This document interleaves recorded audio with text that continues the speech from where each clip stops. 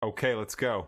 Sunny pool decks, pina coladas, and a sunset for every night of the week. At least that's what the website promises. Now picture this. Thousands of guests are cringing as two guests start throwing punches at the pool, turning the teak into a Jackson Pollock painting.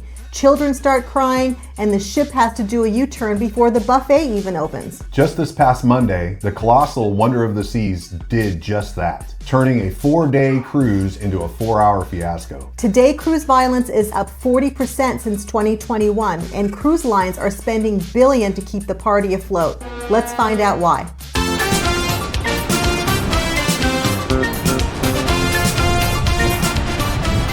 Welcome to Gen X Cruise Life. If you know how to fold a paper map, this is the cruise channel for you. So passengers had barely just taken the first sip of their pina coladas when this full-blown pool fight broke out on the Wonder of the Seas. Royal Caribbean in a statement said that adult passengers were treated for their injuries in the care center.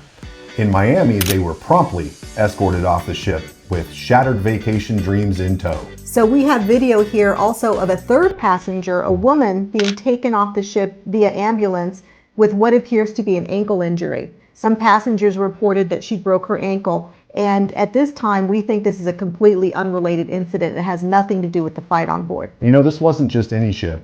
The Wonder of the Seas is an Oasis-class ship capable of holding 7,000 passengers. It had recently shifted to 3- and 4-night itineraries to try to attract more new cruisers. And you know, Nate, they were saying that the pool area and the children's pool was roped off like a crime scene with the tape and everything. And surprise, surprise, this isn't just a one-off. If you look through social media, you'll find lots of examples of fights on cruise ships. In 2023, there were 22 incidents reported with major injuries.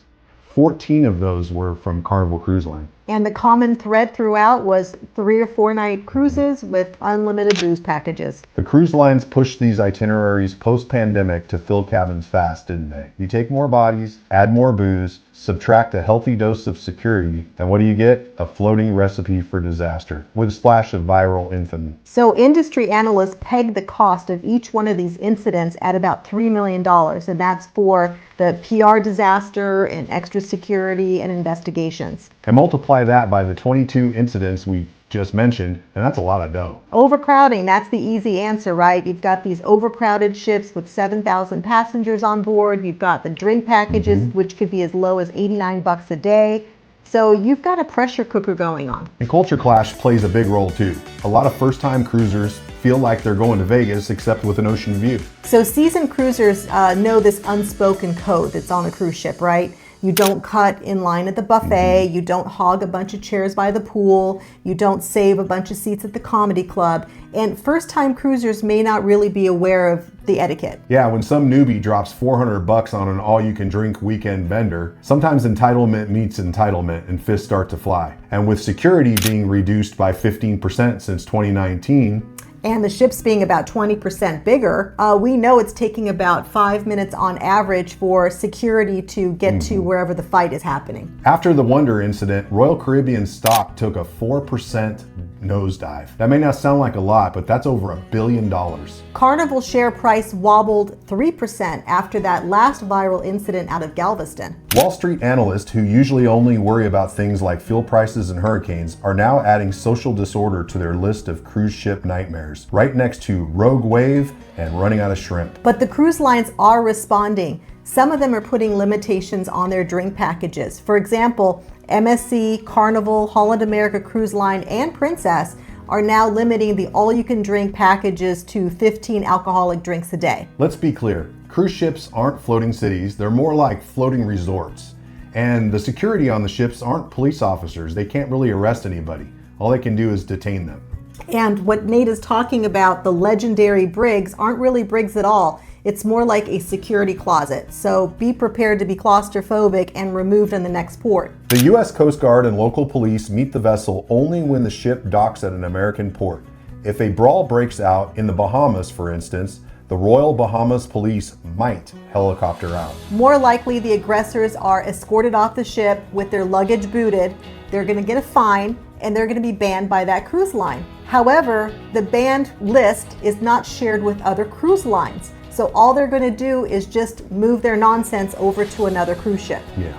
Psychologists call this vacation disinhibition, which is a fancy term for when grown adults on a vacation start acting like they're auditioning for Girls Gone Wild. But there's also this bit of crowd anonymity. For example, when you've got 5,000 other passengers on board, they don't know your name. You're not going to see, Mike down at the local CVS picking up his prescription. You're not going to be doing the school drop-off with that crazy woman in the bar that you met last night.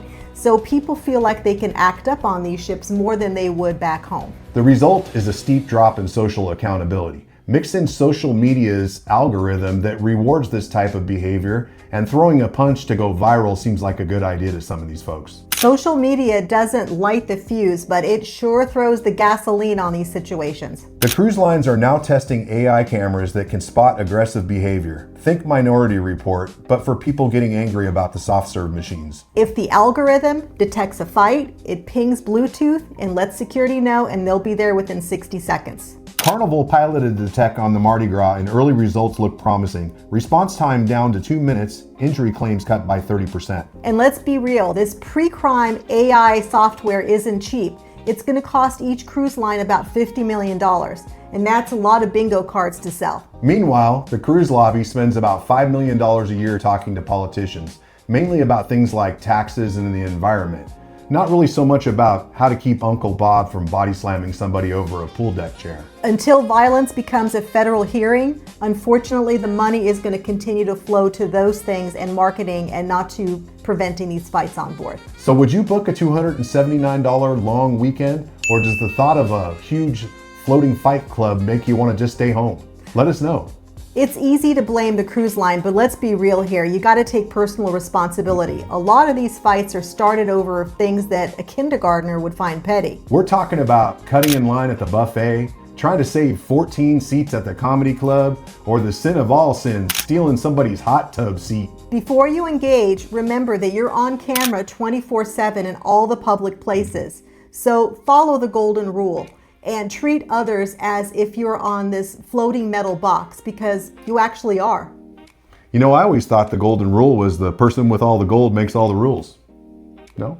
No. If you see a disagreement brewing, take a step back, notify staff, and start filming. Not for social media purposes, mind you, but it could be used for evidence. The real threat to the cruise industry isn't a one-time cost. It's the slow drip of lost reputation. A survey showed that 1 out of 1,200 prospective cruisers cited safety concerns as their reason to not book. Over these online fights. Industry insiders are already predicting the new frontier: behavior pricing. Get ready for it. If the all-seeing AI flags you as a problem passenger, they might add on an extra $50 per person per day surcharge for you. Wow. Essentially, a fighting insurance premium. Others expect a throwback to the dark ages, drink coupons instead of bottomless packages.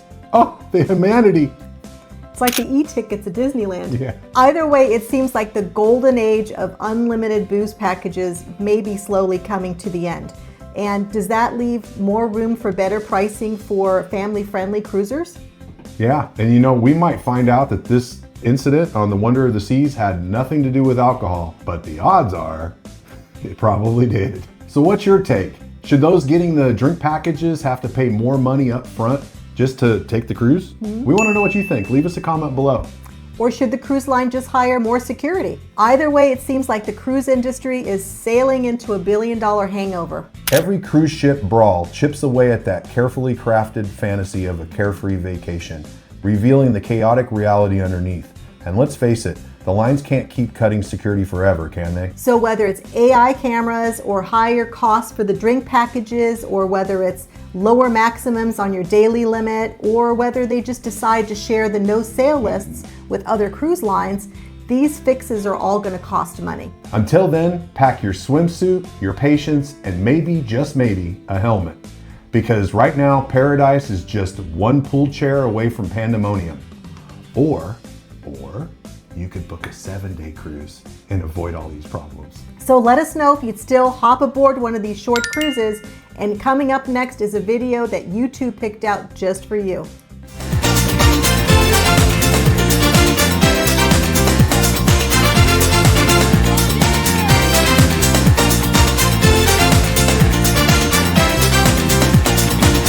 You mind on fire.